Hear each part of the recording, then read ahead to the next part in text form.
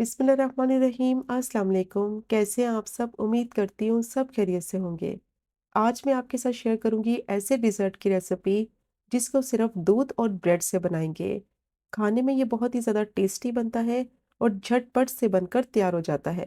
अगर आपके घर में दावत है या इफ्तार पार्टी है तो ये मज़ेदार सा मीठा बनाकर आप सर्व कर सकते हैं, जो कि मिनटों में बनकर तैयार हो जाता है। बहुत ही ज़्यादा टेस्टी क्रीमी फ्लेवर के साथ ये बनता है।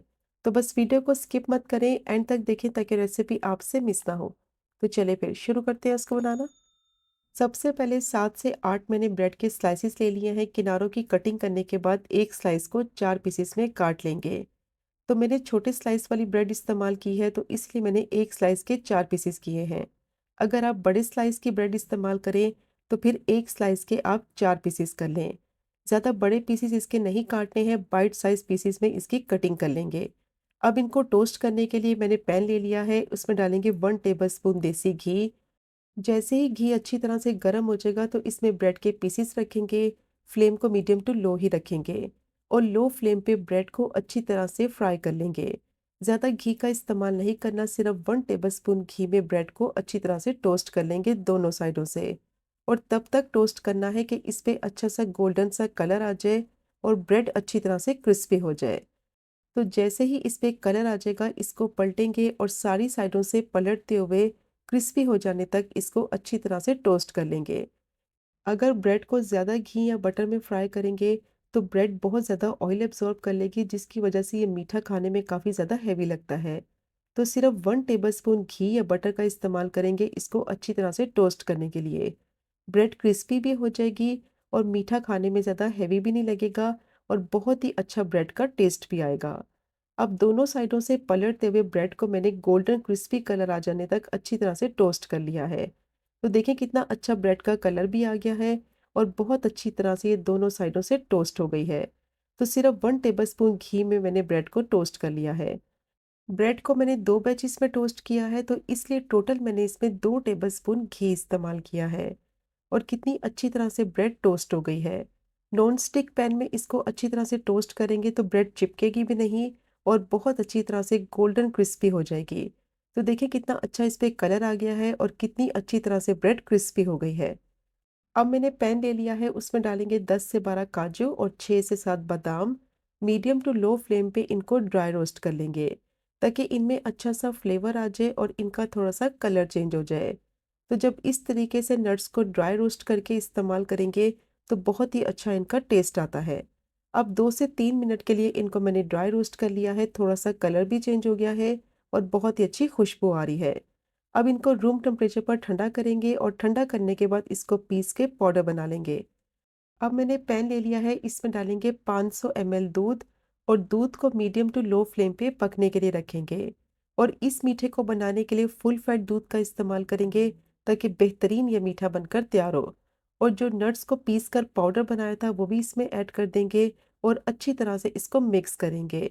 फ्लेम को मीडियम टू लो रखेंगे। अब दूध को पकने के लिए रखेंगे ताकि इसमें अच्छा सा बॉयल आ जाए। नट्स को अच्छी तरह से दूध में मिक्स करेंगे क्योंकि इसकी गुठलियां बनने लगती हैं, तो अच्छी तरह से इसको फ़ौरन से मिक्स कर लेना है।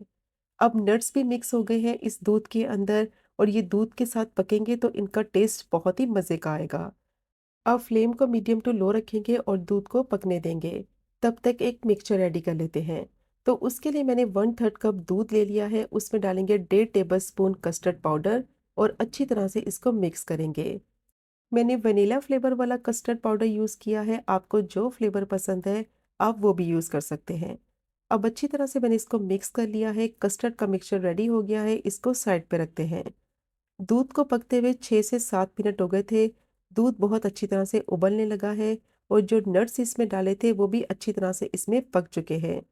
अब दूध को तकरीबन मैंने 4 से 5 मिनट के लिए दोबारा से पका लिया है ताकि इसका क्रीमी सा टेक्सचर हो जाए।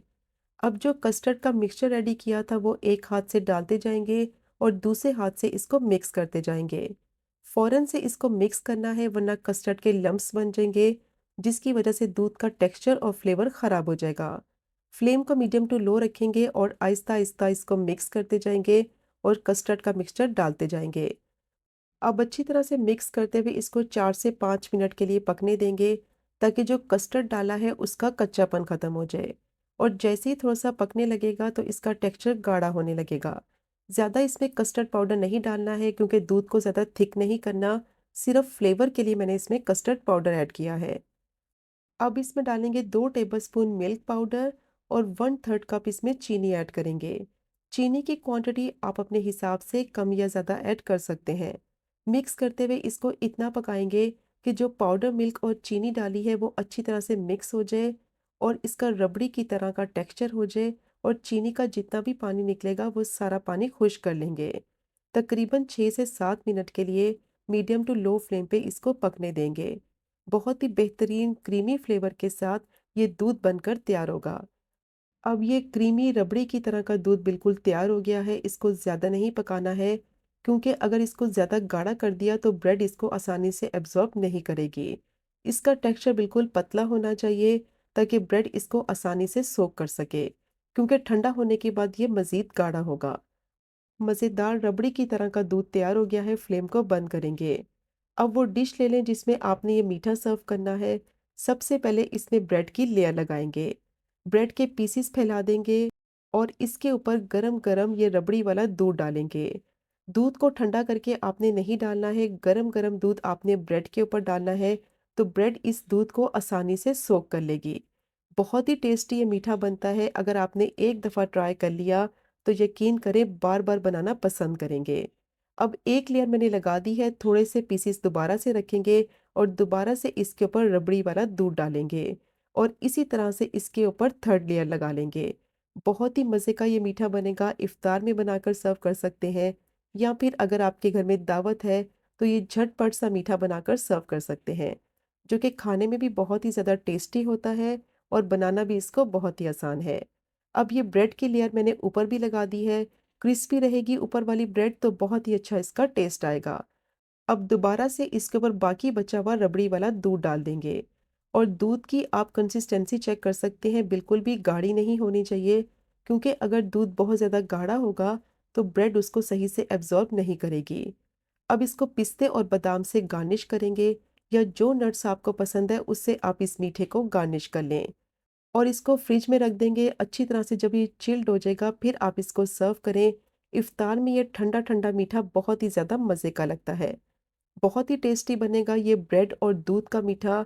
बहुत ही कम बजट में और ज़्यादा क्वांटिटी में ये मज़ेदार सा डिज़र्ट आप आसानी से बना सकते हैं। अगर आपके घर में दावत है तो उसमें भी बनाकर आप इसको सर्व कर सकते हैं। बहुत ही टेस्टी बनता है। तो मस्ट ट्राई कीजिएगा ये डिज़र्ट की रेसिपी को। और अगर आपको आज की वीडियो पसंद आए, आज की रेसिपी पसंद आए, चैनल को सब्सक्राइब करें, वीडियो को लाइक करें और शेयर करें। इंशाल्लाह मिलेंगे अगले कुकिंग व्लॉग में फिर एक नई रेसिपी के साथ। तब तक मुझे अपनी ख़ास दुआ में याद रखें। अल्लाह हाफ़िज़।